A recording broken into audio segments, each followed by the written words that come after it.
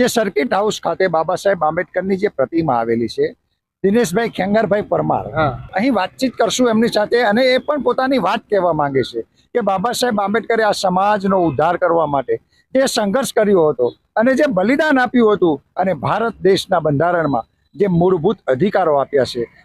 આપનું સ્વાગત છે દિનેશભાઈ. તો ગોધરા ખાતેથી આપનો સંદેશ શું રહેશે?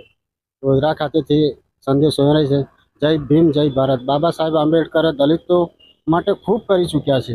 આખા દેશ માટેનું, દરેક ધર્મ સમાજનું કલ્યાણ કરવા માટે ખૂબ અમૂલ્ય ફાળો આપ્યો છે. સદાને માટે રહ્યું છે અને રહેશે. જય ભીમ જય ભારત.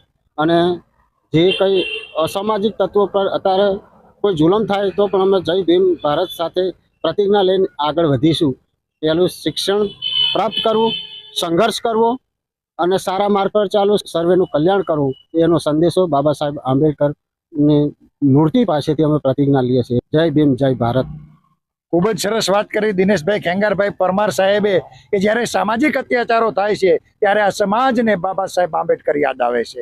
ત્યારે એમને કોઈ દેવી દેવતા રામ કે ઈશ્વર અલ્લાહ યાદ નથી આવતા. તો આ સમાજને જ્યારે ઘોડી ઉપરથી નીચે ઉતારવામાં આવે છે, જ્યારે મૂસો રાખવાના કારણે માર પડે છે, જાહેર સ્થળોમાંથી એમને ધુતકારવામાં આવે છે, તો સાહેબ અત્યાચાર ભેદભાવ દૂર થયો જ નહીં અને વધી રહ્યો છે. જેમ RSS જે છે, આપણે હિન્દુ તરીકે બાબા સાહેબે દરેક પ્રકારના હકો આપ્યા છે.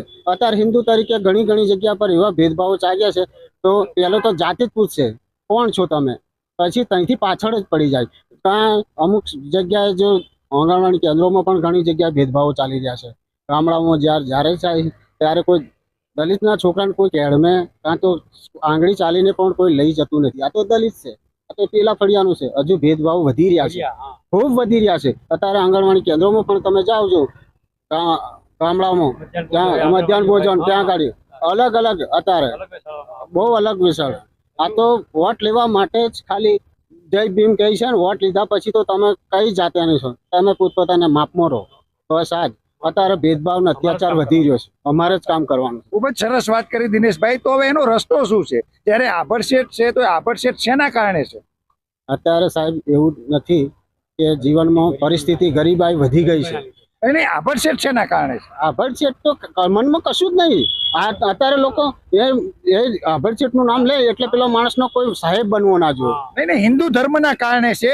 હિન્દુ ધર્મની એવી વ્યવસ્થા છે જે 4 વર્ણો છે, એમાં શૂદ્રો, એમાં 6743 જ્ઞાતિ આવે, જેની સાથે ઉપરના સવર્ણ લોકો આભડશેઠ રાખે છે. તમે એ આભડશેઠની વાત કરી છે. આ વાત સંતોના સંત શિરોમણી રૈદાસ મહારાજે પણ કરી હતી કે ચામ કે હમ ભી ચામ કે તુમ ભી ચામ કા હે જગ સારા, ચામ વગર હે કોણ જીવ કહે રૈદાસ ચમાર. તો આ ગોધરા ખાતેથી આપ જોઈ રહ્યા છો. તો અહીં ઉપસ્થિત રહી અને સૌએ સાથ સહકાર આપ્યો એ બદલ ધન્યવાદ, આભાર. જય ભીમ, નમો બુદ્ધાય, જય ભારત, જય સંવિધાન.